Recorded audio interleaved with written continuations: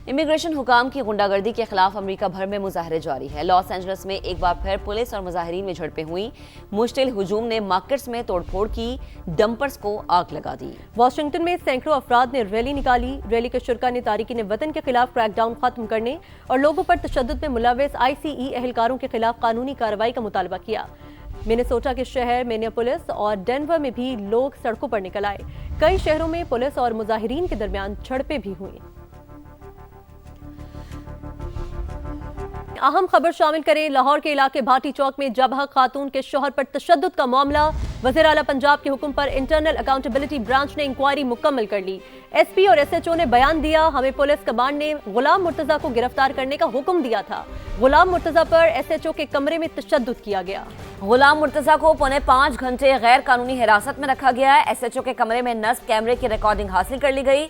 Inquiry team ने शोरकोट जाकर गुलाम मुर्तजा का बयान रिकॉर्ड किया। इंक्वायरी रिपोर्ट में यह कहा गया है कि दोनों पुलिस ऑफिसर्स ने वाक़े को मिस हैंडल किया। दोनों के खिलाफ महकमाना कार्रवाई की सिफारिश कर दी गई है। इंतहाई अहम मामला लाहौर का इलाका भाटी चौक, जहां पर जांबा खातून के शौहर पर तशद्दुद का मामला है। ये इसी पर बात करेंगे। अपने नुमाइंदे फहद भट्टी ने हमें ज्वाइन किया। फहद, तफसीलन आगाह कीजिएगा। बिल्कुल, ये जो रिपोर्ट तैयार की गई है IG की जानिब से हाई पावर कमेटी बनाई गई थी, उसमें ये बताया गया है कि इस रिपोर्ट के अंदर ये बताया गया है कि जो वहाँ पे लवाहिकीन मौजूद थे मतवफिया के, उनकी जानिब से इल्ज़ाम आयद किया गया था पहले कि पुलिस की जानिब से उन पर तशद्दुद किया गया है। तो इन हाई पावर कमेटी के जो 3 मेंबरान हैं, उन्होंने वहाँ पर मौजूद जो एनी शाहिदीन थे उनके बयानात कलमबंद किए। उसके बाद उन्होंने अहले खाना के बयानात कलमबंद किए और ये चीज़ जो है वो इसके अंदर साबित हुई है कि 3 अफसरान, पुलिस अफसरान जो हैं वो गफलत के मुर्तकिब पाए गए हैं, जिसमें SP सिटी शामिल हैं। उसके अलावा DSP इस्लामपुरा शामिल है और SHO भाटी गेट शामिल हैं, जिन्होंने जो है वो मतवफिया के हस्बैंड गुलाम मुर्तजा, उसके 2 भाइयों समेत उनके जो दीगर रिश्तेदार थे, उनको ना सिर्फ हिरासा किया बल्कि उसके खामद गुलाम मुर्तजा को तशद्दुद का निशाना भी बनाया जाता रहा। ये जो हाई पावर कमेटी की जानिब से रिपोर्ट तैयार की गई है पुलिस ज़राए की जानिब से, इसमें ऐसे बताया जा रहा है कि उसके अंदर उन्होंने बताया है कि मतवफिया के खामद गुलाम मुर्तजा पर SHO के रिटायरिंग रूम पर तशद्दुद किया गया। ये जो सिफारिशात हैं ये तैयार करके IG पंजाब को भिजवा दी गई हैं। सजा के बारे में IG पंजाब जो है वो तयन करेंगे कि अफसरान को सजा दी जाएगी। जी सही। अच्छा फहद, ये बताएगा कि जो उनके शौहर हैं मुतवफ़ी के, उनका बयान तो रिकॉर्ड हो गया, लेकिन जो मुतवफ़िया है उनके वालिद साहब भी इसमें मुद्दई थे। उस हवाले से क्या पेश रफ्त है? इस मुकदमे के जो मुद्दई थे वो मुतवफ़िया के वालिद थे साजिद, जिनकी जानिब से जो है वो कल एक इल्ज़ाम आयद किया गया था। उनकी एक वीडियो भी मंजर आम पर आई थी, जिसमें उन्होंने कुछ पुलिस अफसरान ने सादा पेपर पर जो है वो सफ़ेद पेपर कर उनके अंगूठे लगवाए थे।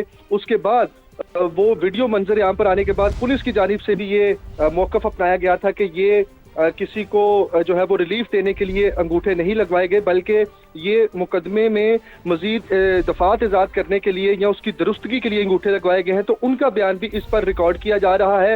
लेकिन जो मेन बयान था वो तो मतवफिया का जो हस्बैंड है गुलाम मुर्तजा, उसका बयान था, क्योंकि उनको पुलिस ने अपनी तहवील में रखा था, उनको हिरासत में रखा था, उन पर टॉर्चर किया गया। 5 घंटे का टाइम भी बताया गया। फहद, आप तफसीलन आगाह कर रहे थे, आपका बेहद शुक्रिया। सानहा भाटी गेट के मुतासरीन पर सितम बालाए सितम, पंजाब पुलिस मदद की बजाय सफाकियत की तस्वीर बन गई। सानहा भाटी गेट के मुतासरीन की दादरसी के बजाय खातून के शौहर को मारती पीटती रही, बीवी और बेटी का कत्ल मनवाने के लिए दबाव डालती रही।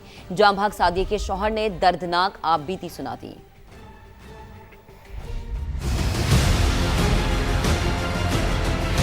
अपनी से पीछे लकड़ थी, उसके आगे बैट था, उसके साथ मारा।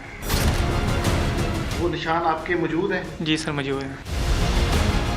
बीवी और बेटी मौत से लड़ रहे थे और शौहर पुलिस वालों की सफाकियत से। गुलाम मुर्तजा पर एक नहीं 2 कयामतें टूटी हुई थी।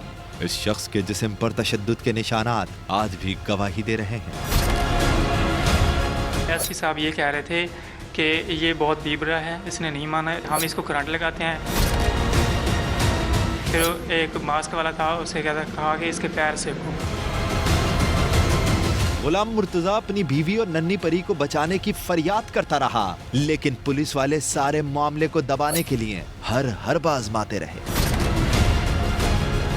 मैंने रेस्क्यू को कॉल की तो उसके बाद जब रेस्क्यू वालों ने कहा कि ये फेक कॉल है तो उसके बाद ये मुझे ले आए थाने में। इन्होंने ये कहा कि हमने सेफ सिटी के सारे जितने भी कैमरे हैं पूरे लाहौर के वो चेक हो रहे हैं, आप कहीं भी नज़र नहीं आ रहे, आप हमें बता दें, आप हमारे भाई हैं, हम आपके साथ रफा दफा कर लेंगे, ये SHO मुझे कहता रहा है।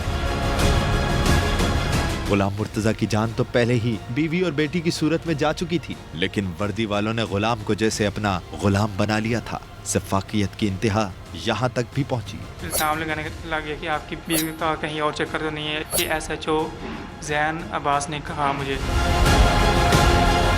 एक था जैन अब्बास SHO और दूसरा SP बिलाल। ये सोच थी उनकी जिनका फर्ज है मदद आपकी, लेकिन नाहक खून कभी रायगा नहीं जाता। गुलाम मुर्तजा भी हक पर डटा रहा और सफाक एहलकारों को अंजाम से डराता रहा। मैंने ये बात की, ये जो आप मुझे मार रहे हो, जब ये सच साबित होगा तो आप पछताएंगे।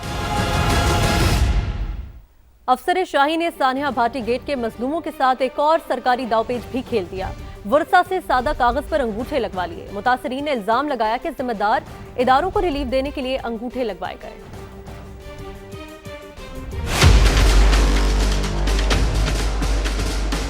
दादरसी के बजाय सफाकियत की इंतहा। अफसर शाही ने सानिया भाटी गेट के मजलूम खानदान पर एक और जुल्म ढा दिया। सरकारी मशीनरी ने अपने हाथ की सफाई दिखाई, वर्षा से सादा कागज पर अंगूठे लगवा लिए। मुतासरा खानदान ने इल्जाम लगाया कसूरवार महकमों को रिलीफ देने के लिए सादा कागज पर दस्तखत कराए गए। अफसर साहब आए ने साडे निहायत ही मोहतरम साहब, ये भाई सजाद साहब ने जिन्हां दी बेटी है, मतलब कि हुण खाली कागज़ां दे उत्ते मतलब कि लैके गए ने सिग्नेचर और अंगूठे दे निशान। किस चीज़ वास्ते? कि इस मकसद वास्ते कि वासा वालियां नूं भी मतलब रिहाई वास्ते कि इधर प्रोटोकॉल दे दिता ने कि लिहाजा अंगूठा दिखाना, जेड़े हुण अंगूठे लवा के गए ने, अंगूठा विखाओ जरा, ए हुण सिग्नेचर लैके गए ने, सैन भी मरवाए ने, वो साहब ने 2 फुल्लां ने। यही नहीं, शोहर ने दुख भरी आपबीती सुनाकर सिस्टम की सफा की बेनकाब कर दी। तकरीबन आलमोस्ट में 12-13 बयान लिखवाए हैं। डेड हाउस से वापस आने लगे हैं तो वहाँ पे तकरीबन आलमोस्ट 6-7 पेज थे, तो उसके आगे हमने सिग्नेचर के अंगूठे लगाए, जल्दी में किए। पुलिस ने वीडियो पर वजाहत जारी की, मौक़िफ़ अपनाया, अंगूठा किसी को रिलीफ देने के लिए नहीं, मुकदमे की दरख्वास्त पर दुरुस्तगी के लिए लगवाया। यहाँ सवाल है कि दरख्वास्त की दुरुस्तगी के लिए अंगूठा सादा कागज पर क्यों लिया गया? इसका जवाब कौन देगा? लाहौर के भाटी गेट में मां बेटी के मैनहोल में गिरकर जाम बहक होने का मुकदमा। अदालत ने मुल्जिमान का 4 रोजा जिस्मानी रिमांड मंजूर कर लिया। अदालत ने आइंदा समात पर पुलिस से तफ्तीशी रिपोर्ट तलब कर ली। लाहौर की मकामी अदालत में पुलिस ने project manager Asgar Ali, safety incharge Mohammad Hanzala, site incharge Ahmad Nawaz, Salman Yasin और उस्मान को पेश किया। पुलिस ने मुल्जिमान के 14 दिन के जिस्मानी रिमांड की दरख्वास्त दी। मुल्जिमान के वकील ने बताया कंपनी ने 1 करोड़ रुपए का चेक बतौर मुआवजा पुलिस को दे दिया। अदालत ने रिकॉर्ड का जायजा लेने के बाद मुल्जिमान का 4 दिन का जिस्मानी रिमांड मंजूर कर लिया।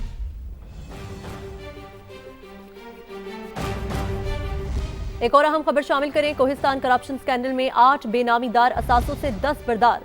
मुल्जिमान ने असासों में 6 प्लॉट्स, 3 घर, 6 गाड़ियां अदालत के सामने सरेंडर की। कोहिस्तान करप्शन स्कैंडल केस में पेशावर की एहतसाब अदालत ने सरेंडर करने वाले बेनामीदार मुल्जिमान के बयानात कलमबंद कर लिए हैं।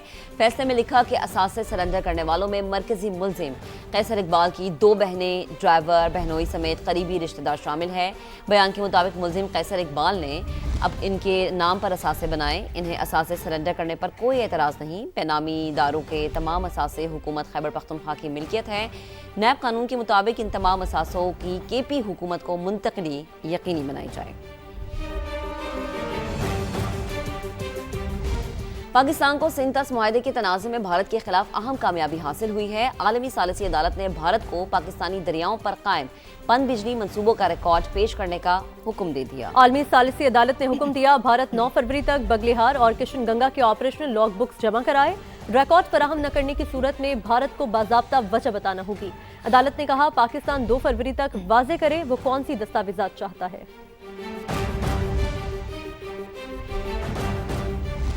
आलमी और मुल्की मंडियों में सोने और चांदी की कीमतों को रिवर्स गेयर लग गया। फी तोला सोने की कीमत में 25,500 रुपए की कमी देखी गई। आलमी और मकामी गोल्ड मार्केट्स में फी तोला सोने की कीमत 25,500 रुपए कमी के बाद 5,11,862 रुपए पर आ गई। आलमी मंडी में फी ऑन सोना एक ही दिन में $255 कमी के बाद $4,895 पर आ गया।